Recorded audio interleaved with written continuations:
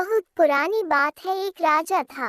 एक बार राजा के दरबार में किसी देश की महारानी का संदेश आया। संदेश में राजा के लिए धमकी दी गई थी कि या तो हमारी अधीनता स्वीकार कर लो या युद्ध के लिए तैयार रहो।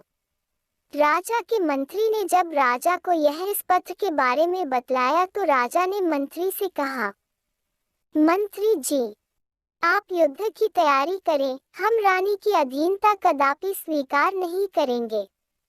उद्धरण चिन्ह। राजा ने युद्ध की तैयारियां शुरू कर दी। जब युद्ध का समय निकट आया तब राजा को पता चला कि उसके अधिकांश सैनिक रानी की सेना में शामिल हो गए हैं। यह खबर सुनकर उसके पैरों तले जमीन खिसक गई। राजा ने जब इस बात का पता लगाया कि यह सब कौन कर रहा है तो उसे पता चला कि पास ही की एक पहाड़ी के पास एक चूहा बैठा है। सैनिकों को दी जाने वाली तनख्वाह से 3 गुना अधिक स्वर्ण मुद्राएं देकर सैनिकों को रानी की सेना में शामिल कर रहा है। राजा ने जब अपने स्वर्ण भंडार को देखा तो उसके स्वर्ण भंडार से स्वर्ण मुद्राएं गायब हो चुकी थी। राजा इस घटना से बहुत अधिक डर गया और उसने रानी की अधीनता स्वीकार करने का निश्चय किया। राजा ने रानी का पता लगाने के लिए अपने मंत्रियों को आदेश दिया।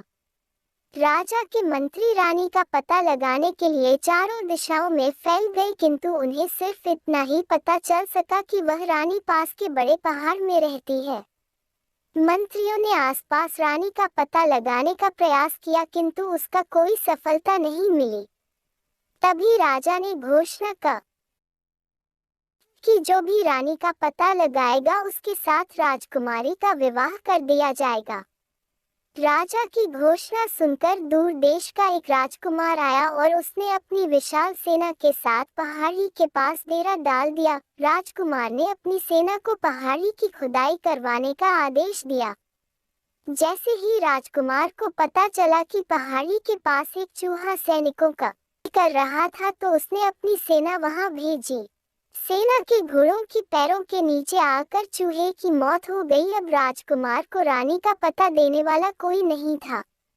राजकुमार ने अपने सैनिकों से पहाड़ को खोदने का आदेश दिया। राजकुमार के आदेश पाते ही सैनिकों ने पूरी पहाड़ी खोद डाली, पर राजकुमार को कुछ नहीं मिला।